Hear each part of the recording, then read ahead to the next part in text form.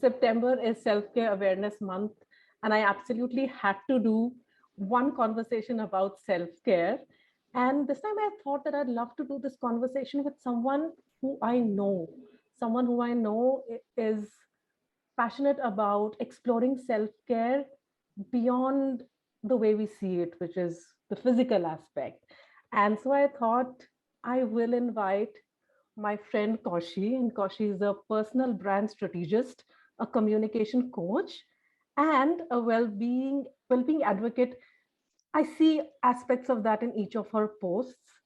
And as I understand it, that's very important for her because she feels be it personal brand, be it communication, emotion is an important aspect of each of these.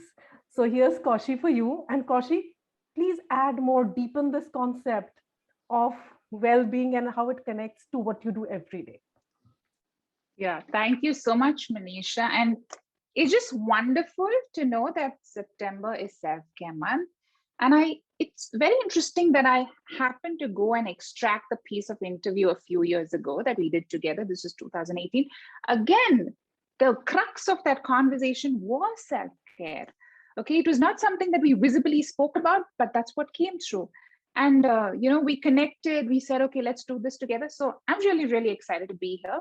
And coming back to emotions, something that I started to recognize very deeply was we live in our heads and we always live at the surface.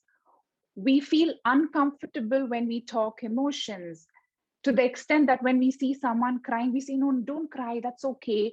And you're thinking that's the way to comfort. No, but it's so important to recognize, let that person be in that moment. And the sooner we realize each of these emotions add meaning to that event or occasion, we'll start to recognize it very, very differently. And I think something that we all will, and we're facing today, is the fact that we suppressed or repressed our emotions and they stay as memory in our bodies. And that's what causes disease. And so I'm not a doctor or a psychologist or any of those parameters that you would regard to be listening to me.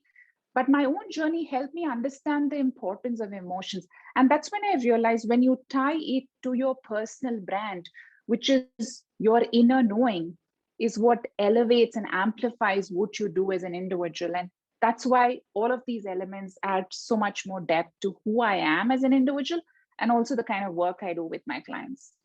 Thanks for sharing, Kaushi. And I think another aspect that I see in all your work is authenticity. And now I see how all of this also connects with authenticity. Yeah. So adding to what you said about authenticities, I remember a friend of mine who's in Australia. She said, Kashi, how do you write so honestly? Like, don't you feel, like, she didn't use the word awkward, but there was an element of saying, don't you feel odd about sharing? And I realized the way we live and the way we are connected, we're all interconnected, we are interdependent. So I did like to believe my downtime could actually be a revelation or a lesson for somebody else out there. And it could change and create some kind of shift in their individual. So I think the point that I was getting to every time I wrote was to convey the message to the reader that you are not alone. And I realized every time someone shared themselves, I felt so comfortable. What was it? Because we're all seeking connection at the end of the day. We all want to belong. Our stories help us connect. And I just felt like, as I graduate, I kept telling myself, let me push the envelope. I use this analogy with my friend saying, when you've never worn a sleeveless, and slowly graduate to wearing a sleeveless, it's a little shift there. You're starting to expose yourself. So likewise, when you start sharing your stories, start with slightly less uncomfortable stories or versions or narratives, and then slowly push the envelope. Because at the end of the day, people are seeking a sense of connection where they feel and they're reminded that you are not alone. I think that's where the authenticity comes to the forefront. Yeah. Thanks for sharing. And so, talking about well-being and self-care, Toshi, I've known you for quite some years, and we've had a lots of fun together. whenever we meet, we pick up from where we left. But one topic that's always intertwined in all our conversations through these years has been self-care. But I've never asked you, what does it mean to you? Yeah, thank you. Very, very important question. And I would like to believe, and I'd rather start the note saying self-care means different things for different people. It's so important to recognize that just because Kaushi said this or Manisha said this, if you don't feel a sense of alignment, don't integrate it. So I would want to start with that right at the beginning. Let's set that premise. Now, coming back to the question is, what does self-care mean to me? So self-care is something that I started to recognize while we pay attention to our self-image, which is the external, which is very important, and it resonates with me because I do believe, and I'm going to gravitate towards being spiritual in this context, that this body is your divine clothing, okay? And this is the abode for the soul. And it needs to be maintained in a certain condition for it to learn the lessons that it's been sent to on this planet Earth. So for you to undermine that is not something that I would ever endorse. But at the same time, there's so much attention that starts getting given to the divine clothing in the body that we forget the deeper lessons. So I remember recently I was at a Gurudwara, not that I plan to have this part of the conversation, but there was this very interesting affirmation which said that, your mental duties are your gifts from God. And I realized how we just skim this at the surface. And that's why a lot of people say, oh, this suffering is God given and etc., etc. But guess what? These difficult events have hidden messages. So in my own journey, Manisha, I realized I would run into people who are very authoritarian figures. It's like my way or the highway. And so it would make me feel uncomfortable. I'm feeling uncomfortable. I'm feeling the stress, the tension, there's fear, there's anxiety, and you name it. And I'm slowly starting to let it unravel, saying, Kashi, what is important here? It's for you to start recognizing the importance of speaking up for yourself. So something that I would actually even endorse further is, and I think this happens in most households, is, you get married, you move in, and somewhere there is this little expectation of whatever shape or form that your husband steps in for you. Now, great if your husband steps in for you, but if that's not happening, there's a greater lesson for you to say, guess what? I need to step in for myself. And this is a message I want to leave the audience with, right? And I'm not making it like, favoring a gender, but this is for everybody and anybody. So the importance that I started to recognize with self-care was learn to speak up for yourself. Don't trivialize your need.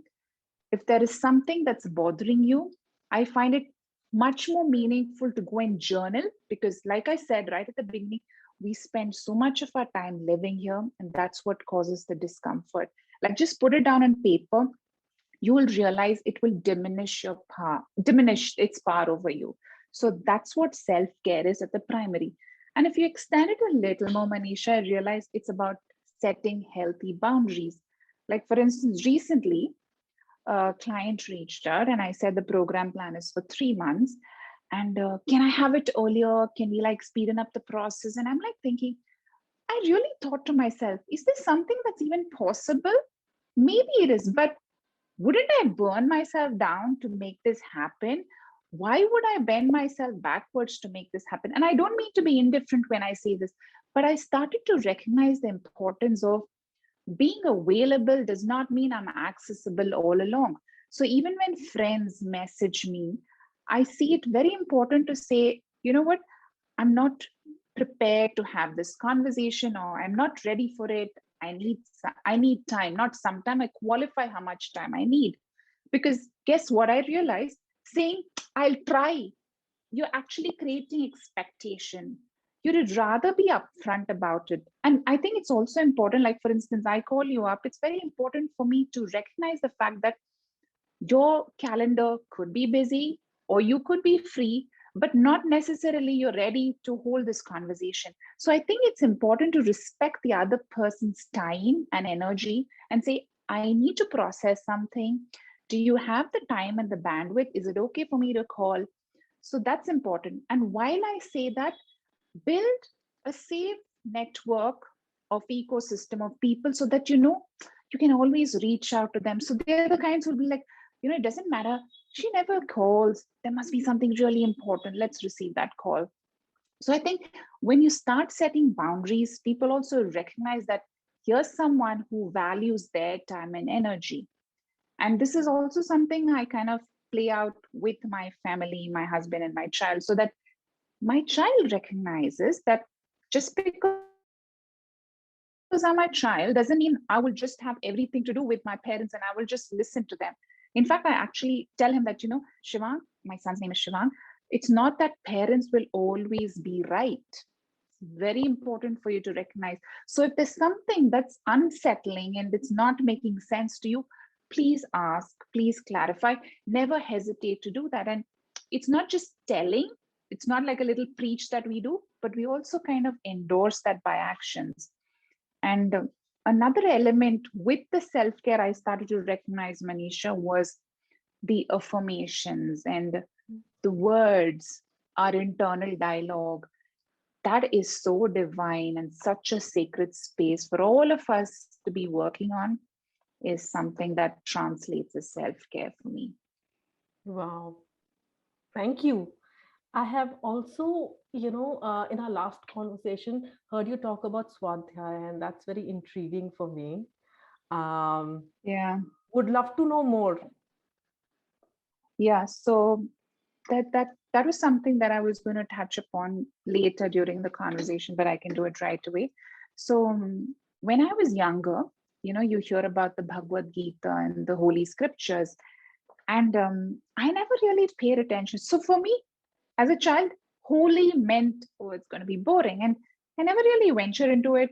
The only shloka that registered with me was, do perform your duties and then just detach yourselves from the outcome. You're not entitled to the result. So that's something that played at the subconscious level because you've heard everybody say this, and you just move on with life. And about a year ago, I started attending the Gita classes. I think I was ready to receive the lessons. So I want to tell people is, when the student is ready, the teacher appears. And for me today, the Bhagavad Gita classes and my teacher and my little camaraderie with my peers there is a wonderful space for me to understand the importance of Swadhyaya, which is self-study. I mean, and that also means reflection. So you realize the more you spend time being, the more easier it is for you to execute. The doing becomes easier. We live in a world where we kind of constantly measuring people by their accomplishments. And I can totally understand where that stems from, right? Because we kind of associate with success being a measure. But when you start recognizing the importance of sharpening the axe, which is, spend time with the being, the doing becomes easier. That is where Swadhyaya, which is the Sanskrit word for self-study, resonates so much with me. And my last 1 year has been very blissful. And, I have to share this with you.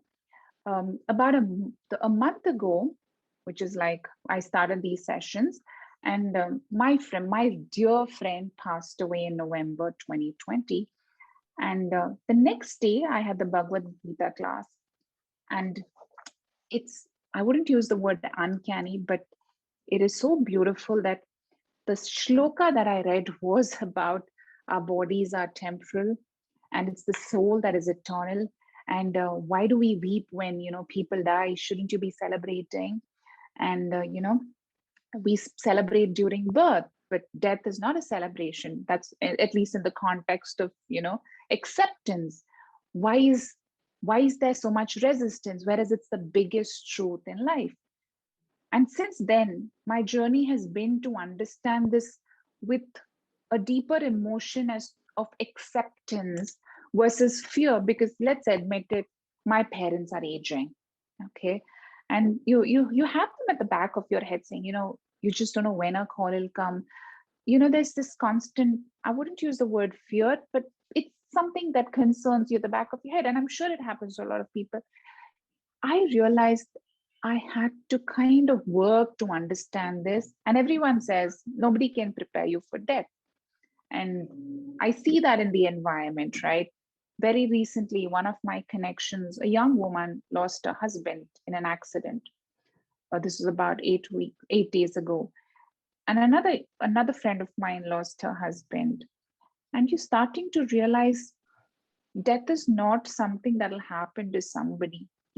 Somewhere we live, I wouldn't use the word illusion, but we live in the context of it's distant, it's not going to happen.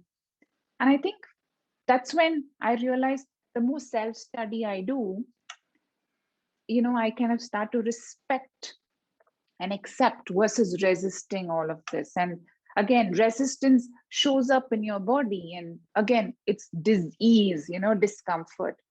I think the law of nature's flow, it's so important to recognize that. I guess that's where Swadhyaya comes into picture. Yeah. And what are your favorite ways of self-study, being a student of yourself?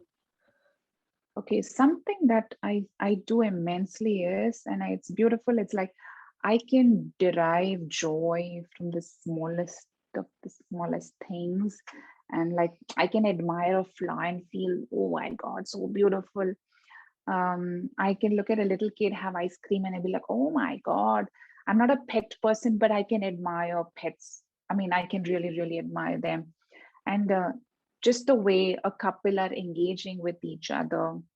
And I remember recently I was watching, this couple engage, slightly elderly couple, and where she was, I didn't mean to eavesdrop, but she was saying, I'm amazed how these youngsters come with their boyfriends and sit in the parlor while their men get their hair done, etc., etc.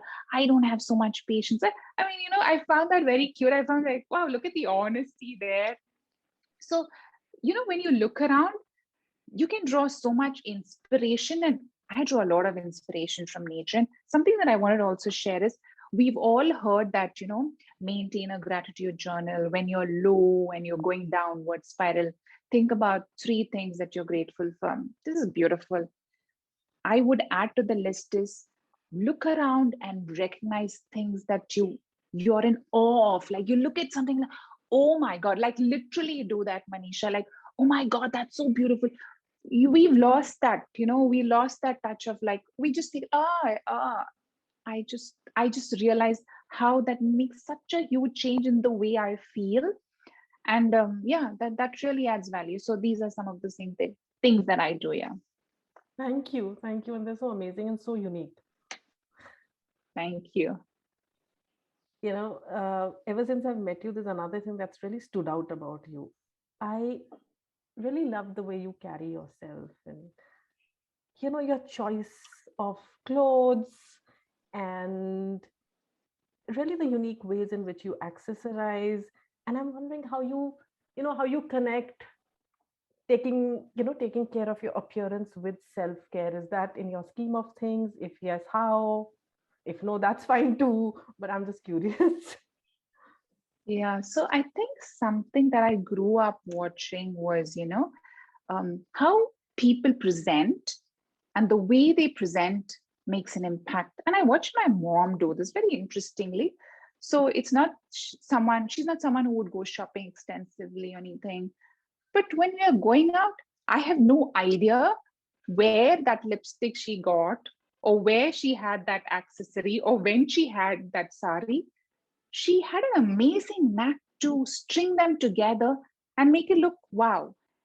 And I think subconsciously it stayed with me that it's not like you need to have the best of things, but how can you put the best of what you already have? And I think that's what I continue to build on, right? Even as an individual, even with my writing, even with the way I present myself. So I think that's where it comes. I mean, it trickles down to that. And I think I learned confidence. People think, you're born with confidence. And I realize it's not so much you're born with confidence, it's a muscle, it's a skill again. You learn. And I realized someone I dearly, dearly admired was Oprah Winfrey. I don't think, that should doubt. I mean, anyone will doubt that because she has amazing presence. And I keep wondering now, people who would feel insecure about their bodies, I would always wonder, like, by the definition of, the self-image, she does not align with that. But how is that she has global presence and such amazing reach? And then I realize it is a lot to do with your self-esteem. And what is self-esteem? And I use this metaphor, the tree metaphor. It's the woody core of the trunk of the tree, and self-confidence is the bark of the tree. So if there's an event which is unfavorable, you've been rejected, etc., etc., self-confidence is the bark of the tree. It just trickles, it just chips off. But what really stays is your self-esteem, where you love yourself irrespective of what the situation is. So when you look out and look at your environment and you start to see people, you realize how it's a lot of self-esteem, it's self-confidence. And something that is very important for me to recognize as well, Manisha, was let's accept it. We are aging, okay? Our body will go through those changes. If we continue to draw inference and identity from the body, it's going to be a little tricky. But guess what? At any phase in your journey, you can dress up and show up the way you want. So why won't you make those choices? So I think that's where the whole essence of how do you show up without showing off is a very meaningful thing for me to do. Wow. And I also do know that you are very, you're very aware of how certain colors make you feel. And I want to know more about that. Like, how did you get to that level of awareness, and how do you use it to really elevate how you're feeling? Yeah, okay, that's very interesting. And I realize I'll always have a lot to offer than what I signed up for, but I'm happy to do that because I love sharing. So for a very long time, the only colors that I explored with were black and brown and white. Okay. And at a certain phase in my journey, I realized I was studying colors and the psychology of colors. And we all recognize, logos are kept in mind with colors, and blue is for clarity, etc., etc. But when I dug a shade deeper into this, I started to resonate with the chakras, the energy centers. For instance, your root chakra is the color of red. And this is more like from a spiritual context, right? The reflection of these things. And I started to realize, and I remember hearing this from another individual, when you gravitate towards a certain color, it really means that your soul is seeking that color.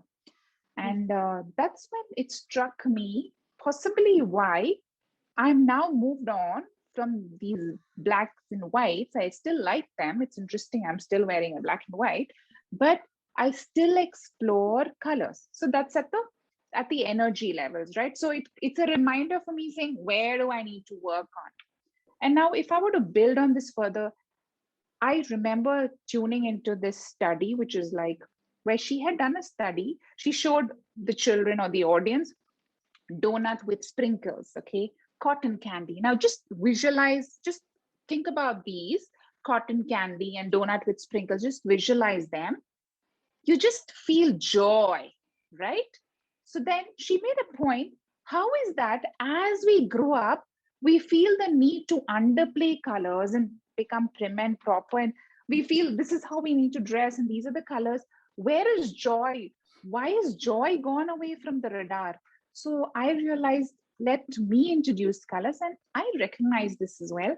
So I would get to work. This is, of course, when there was no COVID era. And, I would wear colorful trousers like a blue, cobalt blue, and orange, and a pink. I realized people enjoyed being around me, right? I was testing this. That was a little social experiment. There was something about them gravitating towards me and wanting to have a conversation. And you realize how these colors bring joy. So if colors bring joy, why would you not add it into your life? I mean, if you see the blue wall, that was very intentional, saying, can I add some color to life? And so, yeah, just the way you design things around you, like just before the start of the call, I said, I really like those cabinets there. It's just like This is adorable. Yeah, like I said, so there's gratitude that you and I can have this call right now. And I'm in like, oh, that's so beautiful. So you see, you got to integrate this as practice, and that's when it becomes an innate part of you. So yeah, that's the thing about color psychology. Now, you know what? I know I've thrown all these questions at you. Now you're free to share whatever you want to. Mm. So I like the way you said. So I have something prepared here. Okay. So you did say that the swadhyaya and the self-study part is very interesting. So I said, how about getting the audience to get to know you better? So Manisha, tell me the purpose behind these conversations, and yeah, primarily the purpose behind these conversations.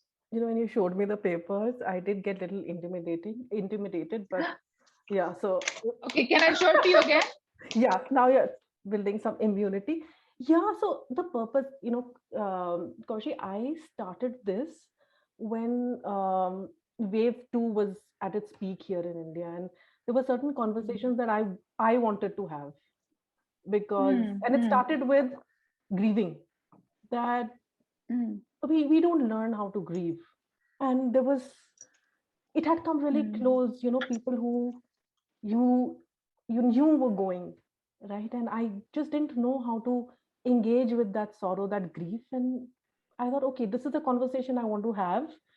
Why not I have mm, this conversation with someone I look up to, and I'll put it out there, so that if there's someone else also who has similar interests or is going through something similar, can leverage that conversation. So that's how it started.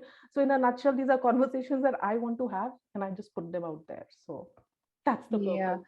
I I like the way you said, the grieving part, which is such a significant part of our existence. Do you want to add some more context, and how did that, like, in your space, how did you go about acceptance? Yes, I realized that there are various phases to it, and before you come to acceptance, there's a lot that you go through, like denial, Mm, and like mm, mm, wanting to run away from it. mm, Um, mm, and before you accept the grief, accepting that you don't know what to do with this grief, it's come. But mm. we see, growing up, we've not had these conversations. You know, Yeah, yeah. we have a loss.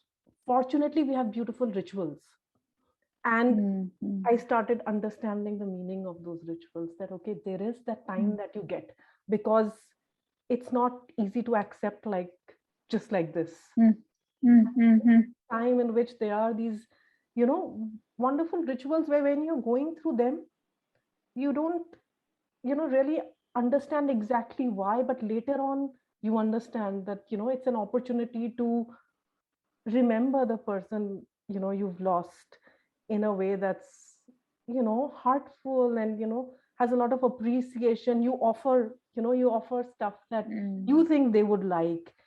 And mm.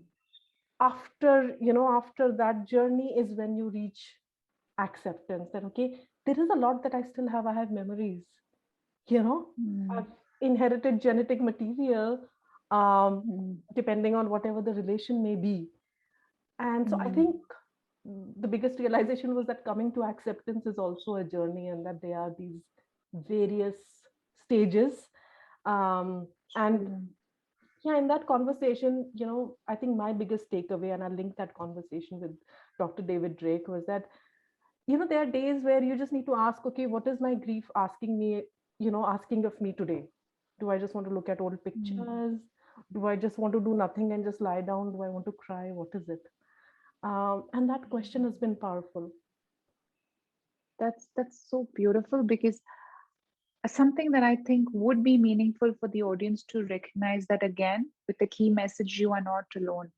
I wanted to dig deeper, and when I say that, just curious to understand your journey on what were some of the practices, conscious practices that you integrated. So you accept grief as a very powerful emotion that's there to guide you on your journey. Yeah, yeah. I think looking at stories of others who are going through grief. because what that does is it creates some psychological distance when it's very close to us.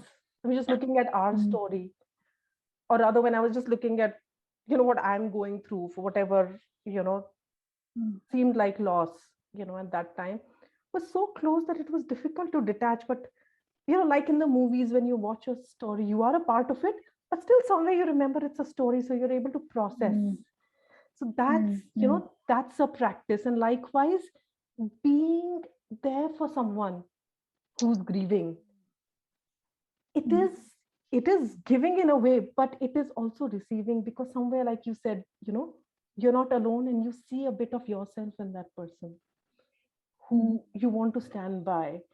And so mm. I feel, whenever you want to be with someone who's grieving, it's not only for them, it's for me also, Yeah, because yeah, that's yeah, a, you know someone walking you home and you walking someone home. um yeah. lot of getting it out, sometimes. And this is not only for major grief, but True, sometimes, true. what helps me is when I'm unable to distance from the story that I'm living at that point of time, which is causing me pain, is to write it down with different names. Give myself a name, Mm, give the other person a name, and just write it down, because that's when I'm able to just step back and yeah. see what's happening. um Mm. so yeah, those are certain practices that have helped me.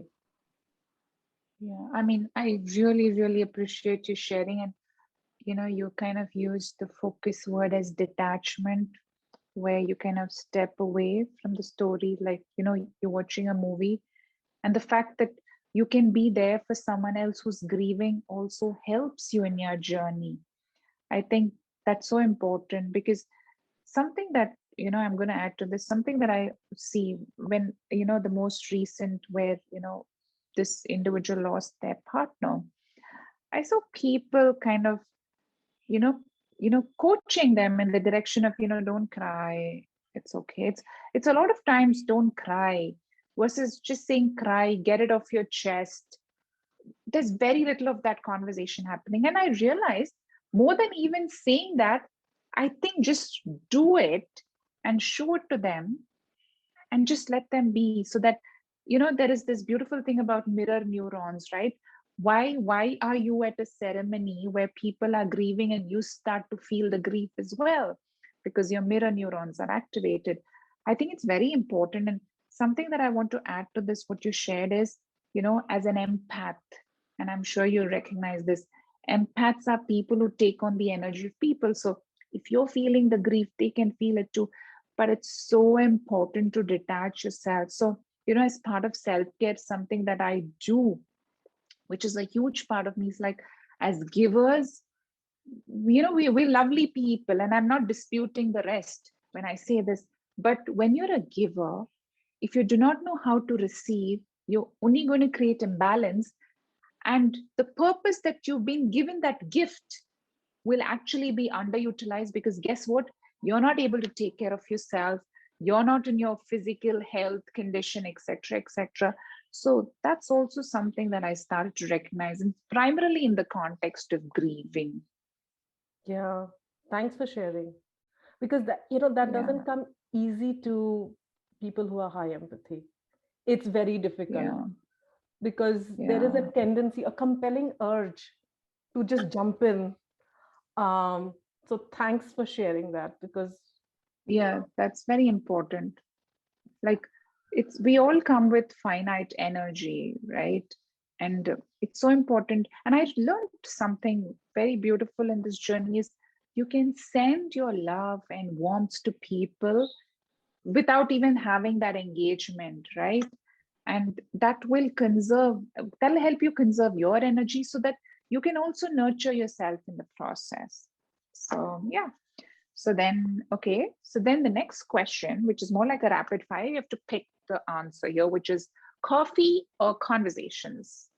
gosh, I would pick conversations, but if there's coffee also, that would just like take the experience to the next level. If you had to pick just one. Conversations. Okay, okay. So now the next one is 3 words your friend would use to describe you. Sensitive, sometimes very sensitive, high empathy, kind. Okay. Sensitive, very sensitive. I saw a stress on sensitive and very sensitive. Do you want to kind of spell that out for the audience here? Yeah. So, I think sensitivity is a quality which is both appreciated, but sometimes it comes, sometimes I feel like you're too sensitive. So I get a lot of that also. And I receive it with a lot of love. I don't question it because I don't want to lose it. I take it as a gift, so I really want to preserve it. But yeah, that's something I get a lot. Both in the same bracket, Okay. sensitive, very sensitive. Okay, let me add a dimension to this. So something that I realized is one of the reasons I also pay a lot of attention to well-being is my mom does deal with the condition, which is the cerebral fluid leak. And it's a very involuntary leak, and she's struggled with it for about, since 2017. So, there was medical intervention, and now, we kind of trying to do it with medication. She's doing fine, but I realize a lot of it is about how you process your emotions. And I would wonder, does my mom worry a lot? Does she overthink it? And as young children, you watch the adults and they say, you take too much tension, don't take too much tension, don't overthink this, don't worry.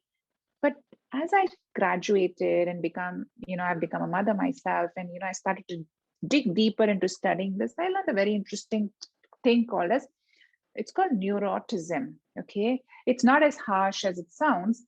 It really means that you have a heightened sense of awareness, which is why you're very receptive to a lot of things that happen around you.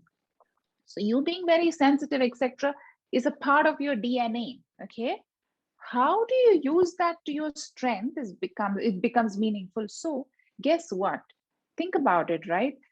I'm giving you my example. When I work with clients as a coach, I'm so receptive to their need that I know how to design the program and curate that program for them.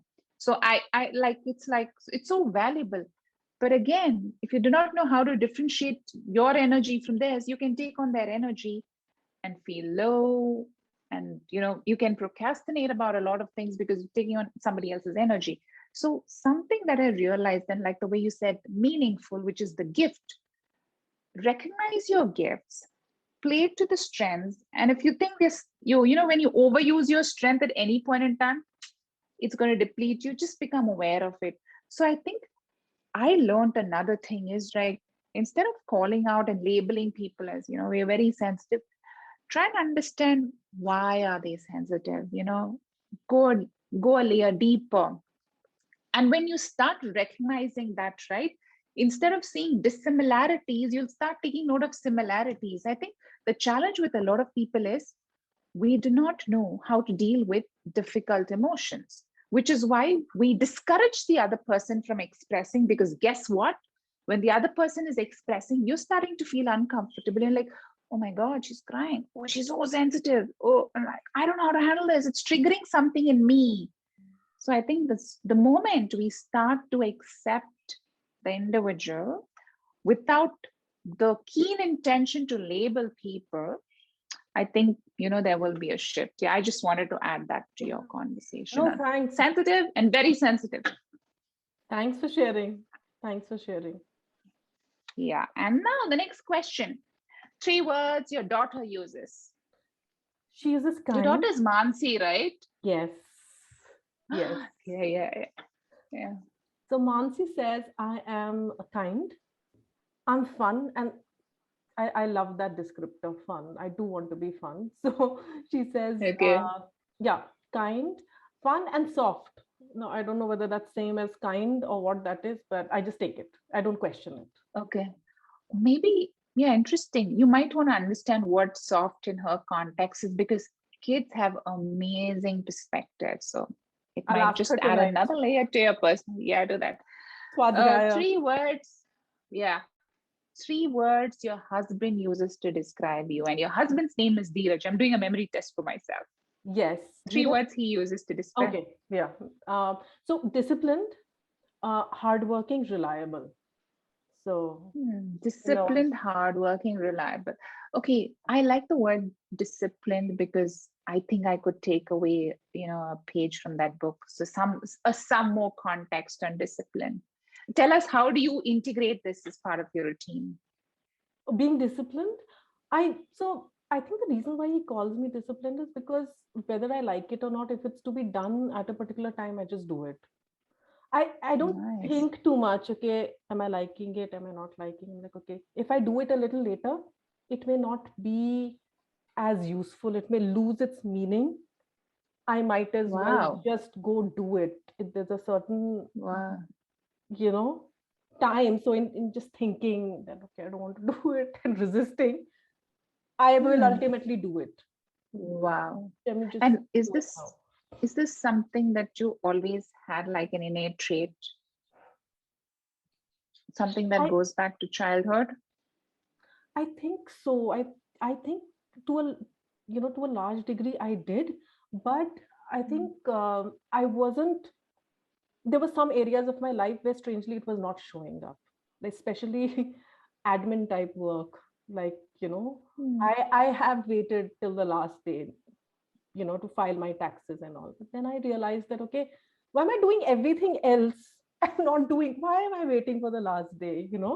Um, Ah, why not just do it like I'm doing many other things? Like I would never delay on anything that's work related. And I was thinking, mhm. okay, so I'm not delaying on that, but somehow all the hard work that I do and investments. But I really decided to change it because I said this doesn't this is not tying together. Nice.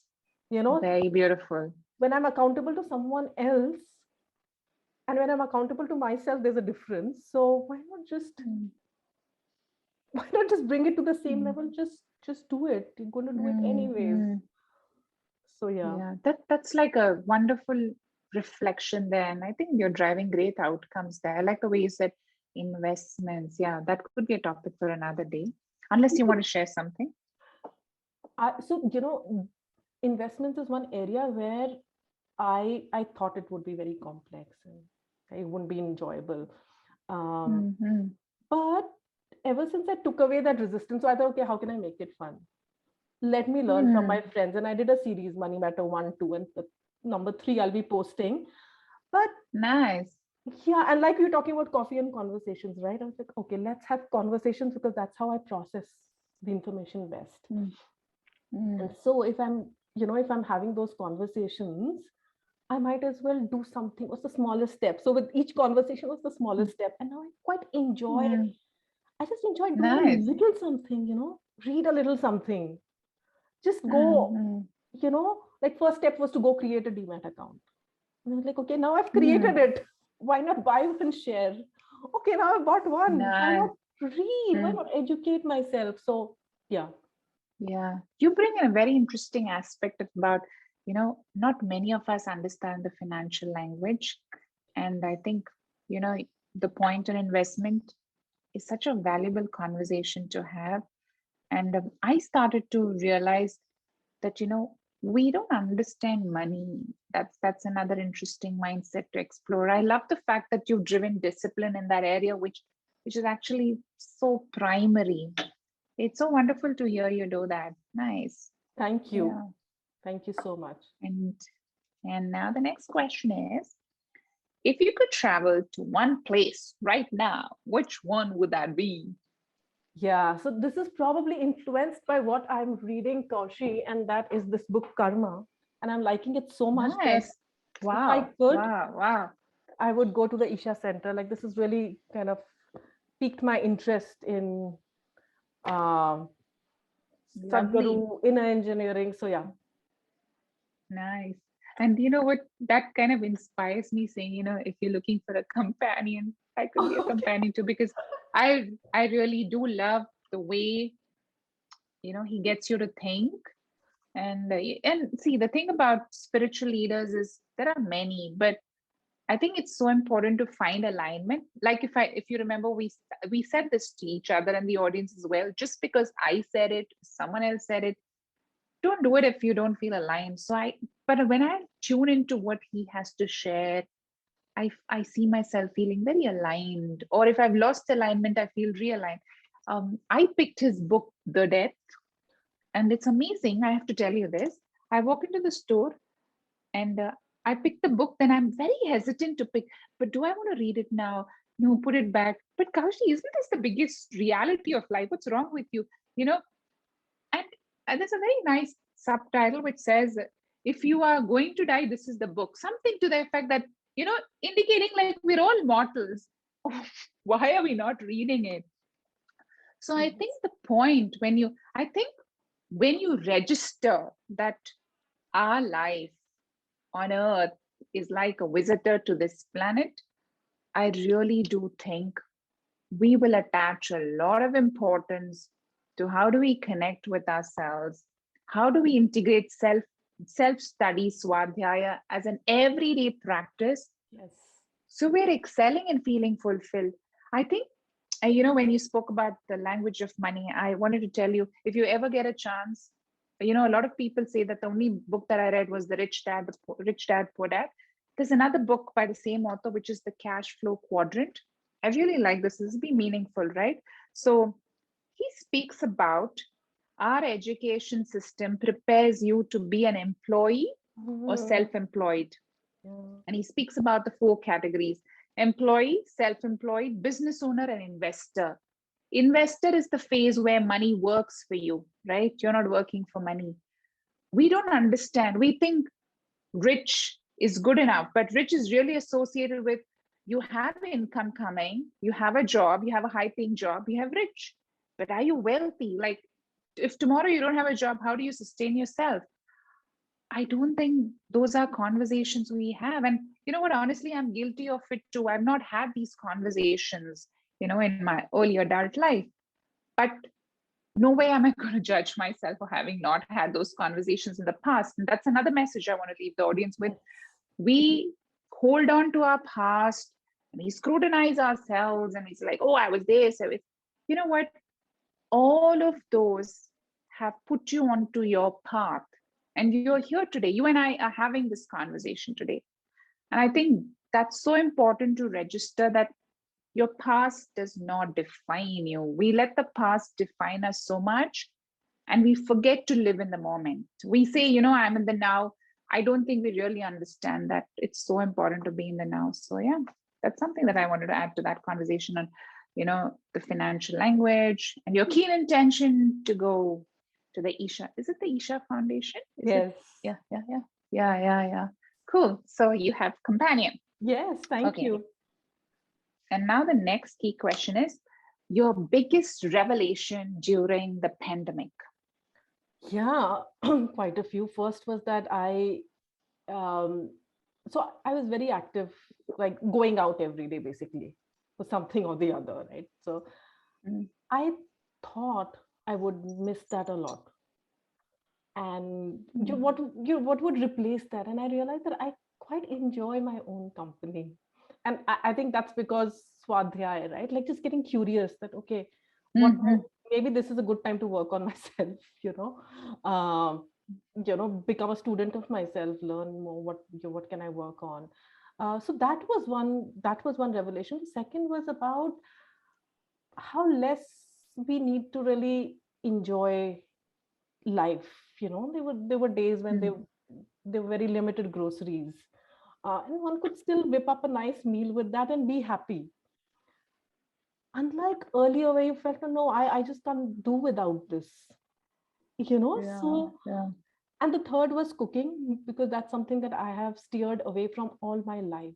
But I realized I think the energy with which you cook also has a bearing. So I thought it's only skills, because skills was something that I was lacking.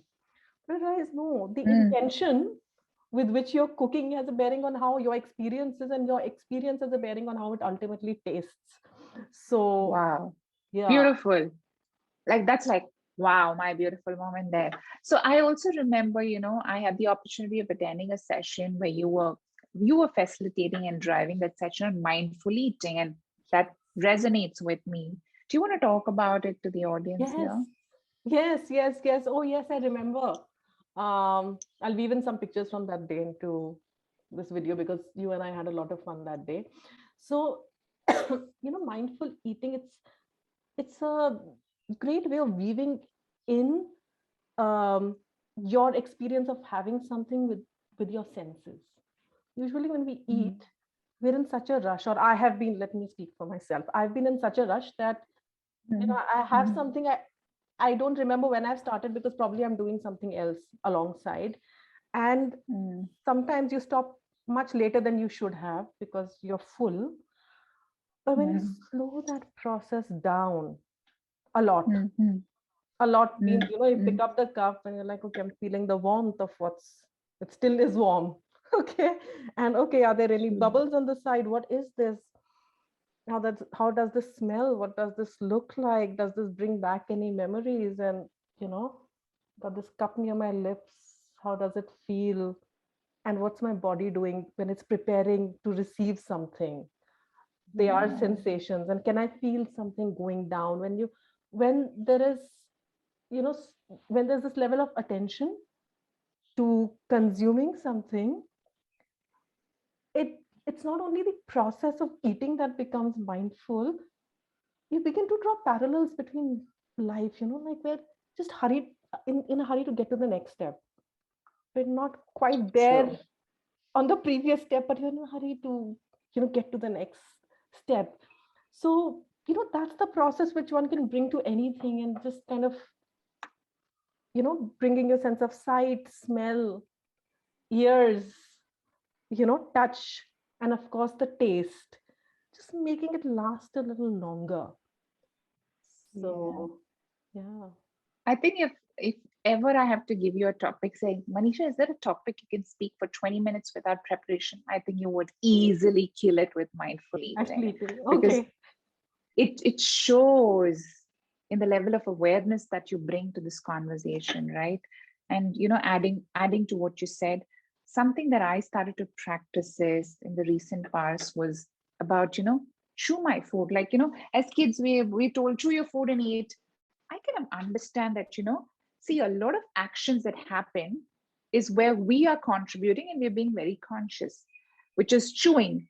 But there's so much that happens in the gut, right? Which is very involuntary, which is unconscious. How are we supporting that action? I think that really helped me understand how we can actually work with the body's intelligence. And I learned and understood, if you chew a little more here, when it gets to the gut, it's easier for the digestive systems to break it down. How is a lot of us, I realized, like, you've just put in, then you go in. I am sitting and thinking, like, and there's a reason why people struggle with health issues. And I'm not pointing in the direction of just this one conversation, but I realized, like, again, going back to that, the primary thing of Swadhyaya, where it's about the being. There's so little of the being that the doing gets impacted. I really want to use this opportunity to encourage people and recognize the importance of the being, and that being could be anything for you. You pick one piece. And another thing I've noticed is people realize that this person is making progress in this direction. Here's another person. So we try and want to adapt different practices.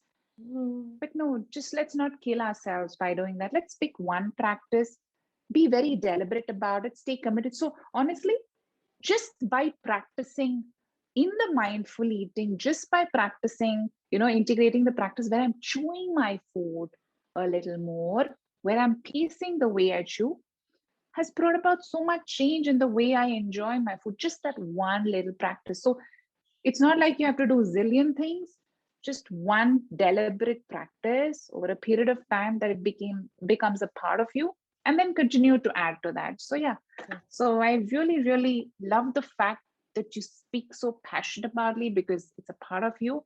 And I would encourage you to continue to do that, because I think this would add so much to the well-being of the people around us. Yeah, there's one last question I have. What's something you secretly judge about people? And, before I get to that, I'll tell you this. I recently traveled with my friend and I watched her engage with her driver, and it's so beautiful. It's like, she had a way of having him become a part of our conversation without giving away too much, I thought that was a beautiful way to stay inclusive. And even the fact that, sometimes when we sit behind, we're constantly directing the person, drive this way, drive that way, constantly breathing down that individual's, you know, just breathing down that person. So I'm watching all of this. So yeah, to the point that I'm saying that I actually judge people how they interact with their domestic health, their drivers, their staff in the building, the apartment complex. So I secretly judge people. I'm evaluating. So I wanted to know, what is that you do at a very subconscious level? Yeah. When are you judging people? Like evaluating, more like it. Yeah, it's the high. Like sometimes, I don't know, Kaushi, you would relate to this. The person said hi, and then, I'm genuinely feeling that, okay, there is something to this hi. Like, person genuine, but the person's moved on. I'm like, okay, then what was the hi about? So I love that. Yeah. okay, so check in the box. So I said hi, but you didn't wait for me to respond to the hi. Acknowledge. Yes. Or, we're having a conversation face to, not even Zoom or something, right? And you've asked a question. I'm responding with, with like complete, honesty, and I'm kind of fully there because you've asked me, but you're busy with the phone. Like, okay, so what is this all about? Do you really want to know? Could be how, how are you, or could be one level deeper. But just that, just that fact that, okay, if you're saying something, do you really mean it? And when someone does, it really touches me. When someone waits to respond, or when, someone makes an eye contact where I can see the emotions to the high, right? It's okay if there's nothing that follows the high, but just that high came from a, place of genuinely wanting to greet. Or the question, how are you, genuinely came from a place of wanting to know how I am. So yeah, those are two things. They make me curious. Why did you say hi then? Or why did you ask then, So just curious. Yeah, because when he was saying this, I just remembered there was an individual in the work environment. So hi, how are you? How was the weekend? And you just starting to answer the question, how was the weekend? Oh, by the way, we have to deliver on this present. So it is just those little checks, right? Okay, I asked hi because you're supposed to be greeting your employees. How are you? Good. I gone deeper. I've even got I've understood there's, the lines between work and home are blurring. So I've asked a very personal question like, how was your weekend? But I don't really care. So I kind of understand that. I think people need to be cognizant of the fact that when they are asking a question, let that be from a place of wanting to know, to learn more about the person versus about their own what that next step is. I think that's where it is. Yeah. So we genuinely means a lot to me when someone like says a wholehearted hi. Like, really makes my day. Yeah, so that's wonderful knowing. And so these are my so-called rapid fire questions. And over to you, Manisha. I enjoyed them. It wasn't like as intimidating as those like papers thumping. Yeah. Wow. So thank you so much. This would set the stage. I apologize if it kind of intimidated you. So it did set the stage. Like it really got me into the mood. Okay, now wake up. It's not only you who can ask. Yeah, she means business. Yeah, just kidding. Yeah. So last question, Kaushi. How do people who want to engage with you reach you? What's the best way to reach out to you? They want to build best way to reach you. So the best way to reach me is I'm very, very, very active on LinkedIn. I write extensively on LinkedIn. So you can drop me a DM and you can write me a note saying, I'm curious to know if we can partner, etc., etc. And then we will, of course, move forward with conversations. Yeah. So, but the place is LinkedIn. I'm still setting up my website. which is still underway. But that said, LinkedIn is the place. I call it my home, actually, And during the COVID time, when there are no connections happening, you're not meeting people, I really built some very beautiful, rich virtual connections with people. And these are people across the globe. And you're learning so much about the different cultural nuances, the thinking, the reflection. How is each one adapting to the change? How is each one choosing to be resilient? How is each one choosing joy?